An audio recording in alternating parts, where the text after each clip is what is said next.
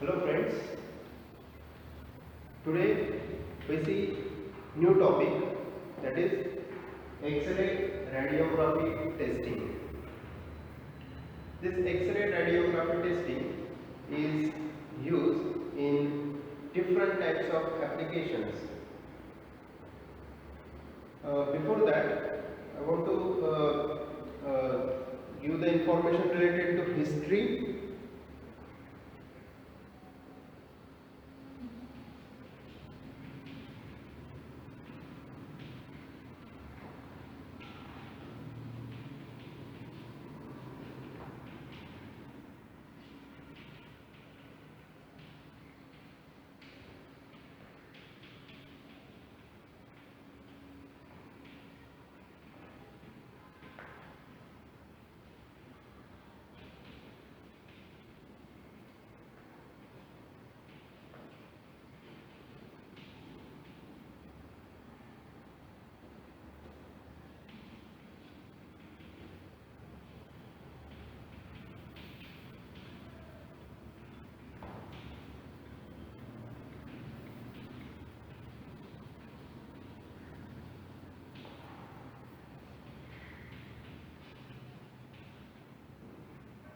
So this radiographic technique was developed in the year of 1895 and 1896. The scientist named as W.C. Röntgen, who developed this X-rays, and when this X-rays gets developed, after that this technique gets developed, that is radiography.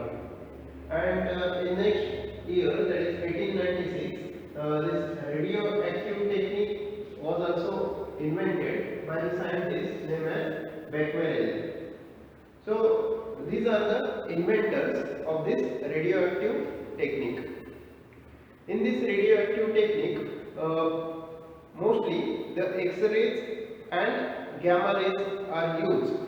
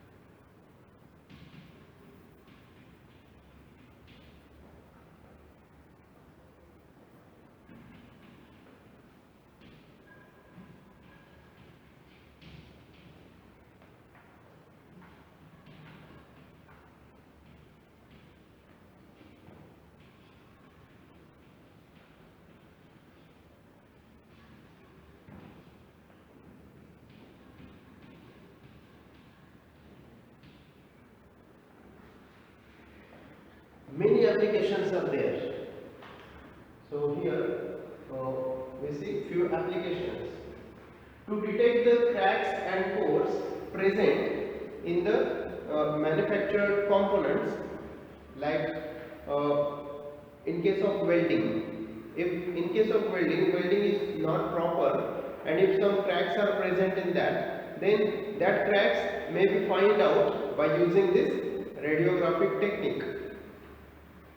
Similarly, in case of castings, we manufacture the components, we manufacture the complicated shaped components by using the casting method. So in case of casting method, if the material is not properly poured in that mold, then in case of that, some cracks may present.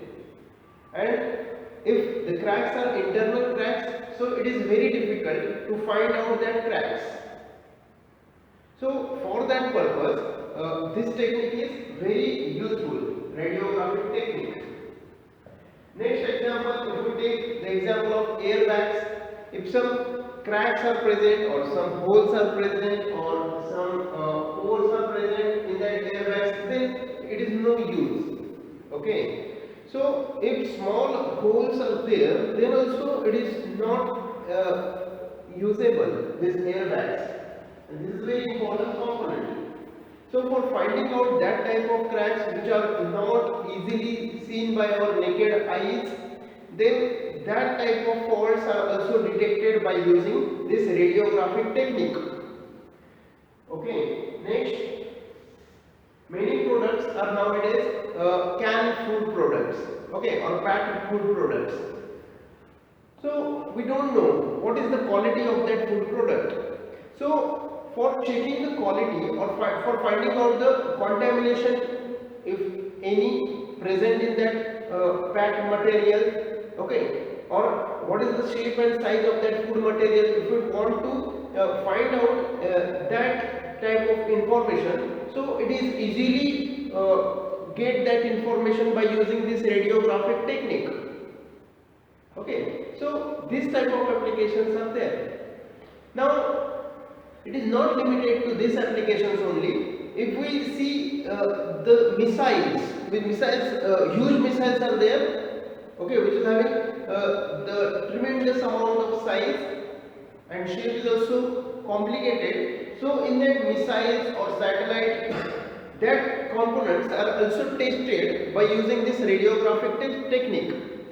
Okay, even if we take the example of aeroplane, so that aeroplane is fully scanned through this radiographic technique and it is easily know whether any defects are present in that component or no or not. Okay, so if we see the range of the testing, so range is from microstructure level to huge structure level. Okay, so here we say that it is not, in this case, it is not a specific range limit. Okay, not specific range limit is there. So if we take the example of some chips, microchips, okay, or ICs, that in that ICs any faults are there, then that faults are also detected. And if we take the example of satellite or missiles, that type of faults are also detected by using this technique. So no any range limit is there. Okay, so huge amount of applications are available.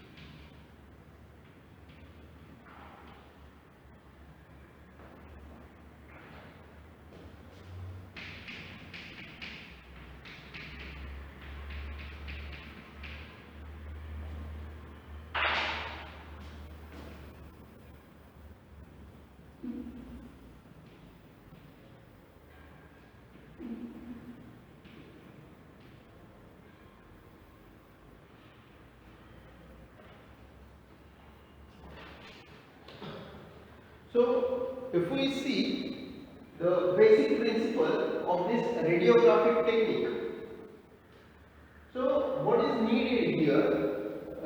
Here we require the X-ray emitting device or gamma ray emitting device. Consider this is the radiation source which emits this radiations like X-rays or gamma rays, and this becomes the manufactured component or like a casting part which we want to find out the defects. If we consider at internal, this becomes the defect which is present in this component. Now here one film is required and this film is radiation sensitive film. Okay, and if we observe this film from the top side, so this is the film. Same film, if we see from the top view, so we see this is the film. Now if we emit the radiation from this radiation source, then all these rays goes through all the directions in this component, through this component. Okay, and observe here, different shadings are shown. Why different shadings are shown? Because if the thickness of component gets changes, then the picture which is emitted on the film gets different, or color of the film gets different. Okay, so here dark shading is shown because these rays are directly go through this film. Okay, so dark film is created here. If some thickness is there, then the film is somewhat faint. Okay, because faint as compared to this film. Okay, so color is faint here. Now, if the thickness is more, then less amount of radiation gets emitted through this. Okay, so here radiations or this image gets very faint. Okay, darkness is not there. And if some defects or gaps or cracks are present, then in this portion the thickness gets reduced as compared to this thickness. Okay, as compared to this thickness is reduced. Only this much thickness is there and this becomes the crack. For example, this is the defect. So due to this less amount of thickness, so the shading as compared to this area, the shading gets different, and exactly we get the same amount of shading or same type of picture as the crack is present there. So in this way we get or we find out the cracks or defects which are present in the component by using this radiographic technique. This is the developed field. Okay, so in this way, if we take another example like food products, so food products are kept here. So the radiation gets emitted from this radiation source. It passes through that food products. Okay, and where the food products are present, that type of, or if the thickness, if the food products are not present in that packet, then shading is different, and if food product is present there, then shading is again different. Okay, so we get different types of shades on the film, and due to this different in color in that film, we are getting the different, or we are getting the information related to these defects. Okay.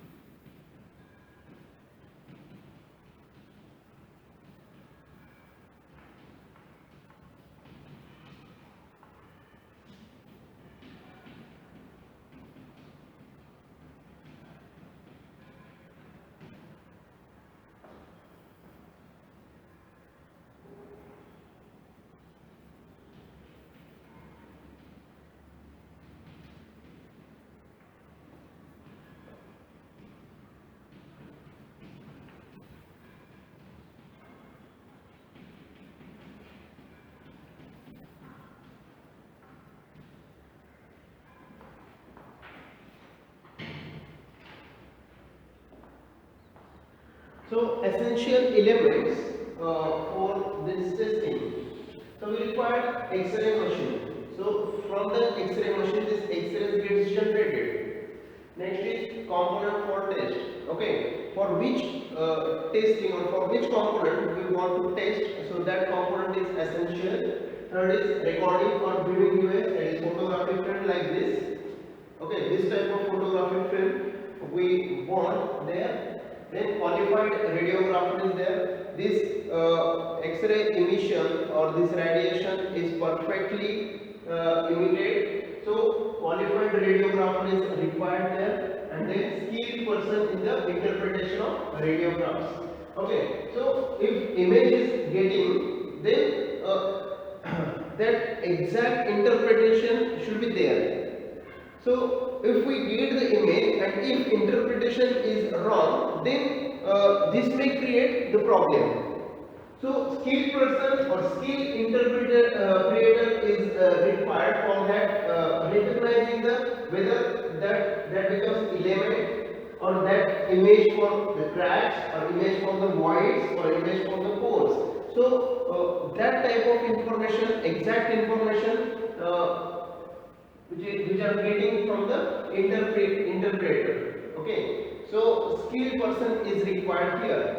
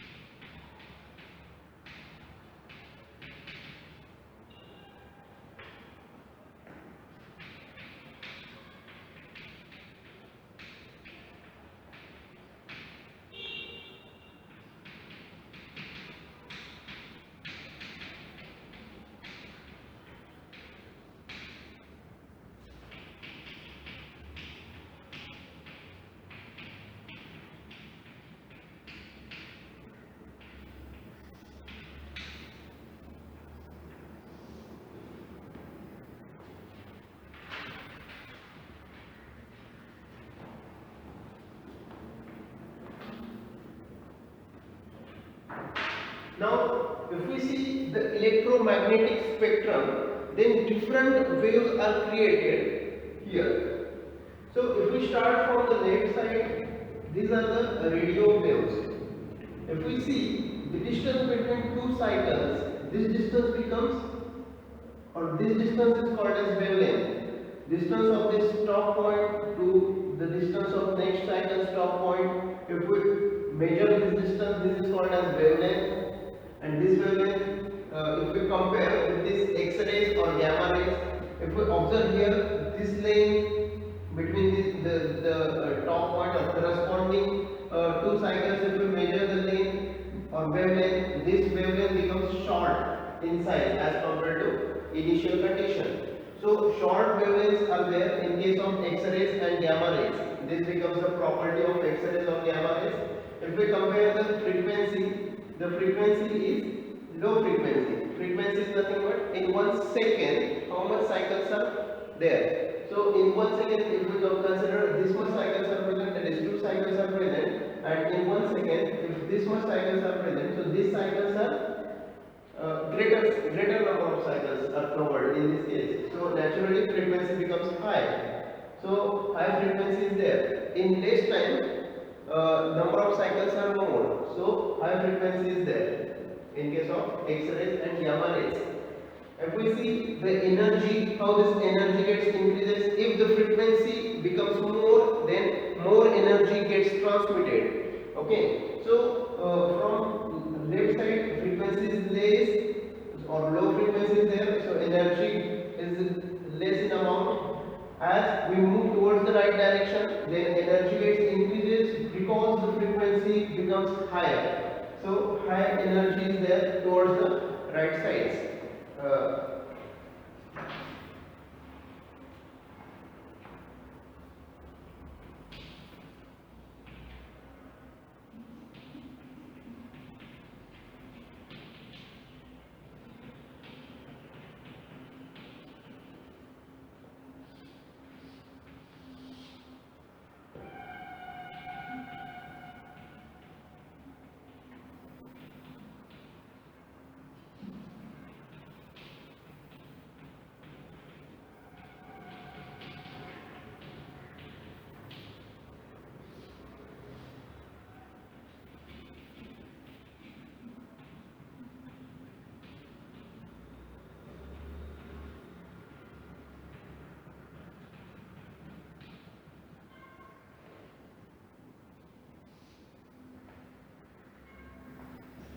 If we see the wavelength of X-rays, if we see the wavelength of X-rays, the wavelength is nothing but this distance from here to here, distance between two corresponding cycles.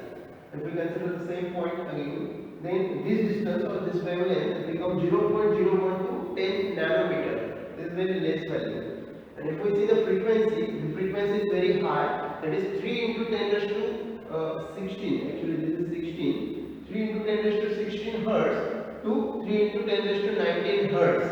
So this much huge amount of frequency value is there for this X-rays. And if we see the energy, photon energy, this is 120 electrovolts to 120 kilo electrovolts. Okay, so this much amount of photon energy gets generated.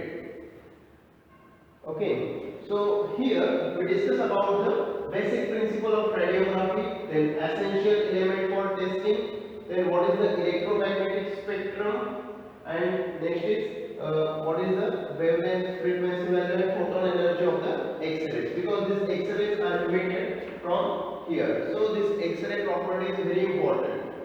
Apart from this, I want to explain how this X-rays get generated.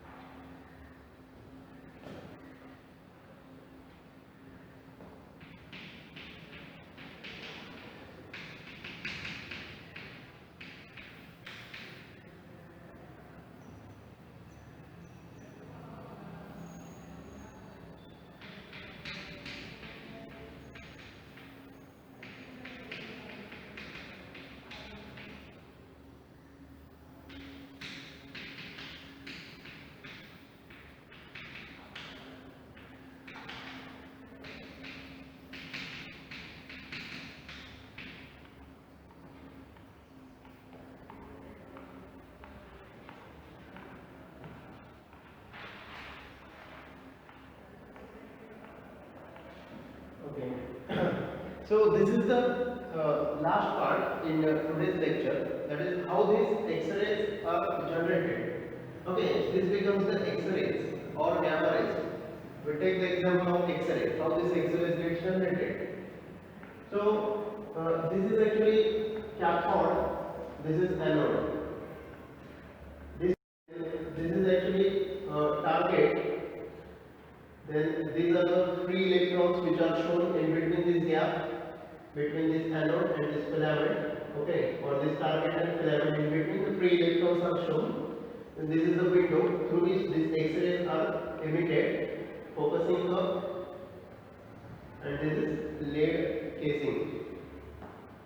Okay, this is actually filament. When this filament gets heated, then it produces the electrons by thermoionic emission. Okay, thermoionic emission takes place in this filament, and due to this thermoionic emission, the electrons get emitted from there. Okay, and this gap is nothing but due to the potential difference. Due to the potential difference, this electrons gets emitted at very high velocity. Okay, at very high velocity, it gets strike on this target, and after striking on this target or after striking on this matter, the X-rays get produced here, and this X-rays which are emitted through this window. And in this way, this X-rays get emitted and passes through this component, and after that we get this image on the film. Okay, so in this way, this is the working of this radiography technique, and this is the emission of the X-ray or generation of the X-rays. I repeat this again.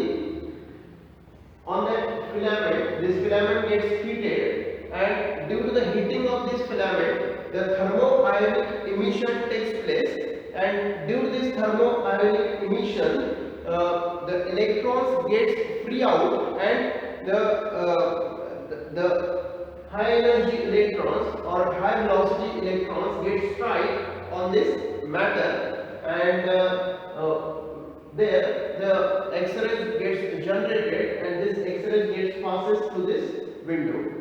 So in this way we finish our today's lecture, and we learn about the radiographic technique, what is the applications, how this radiographic principle, how it works.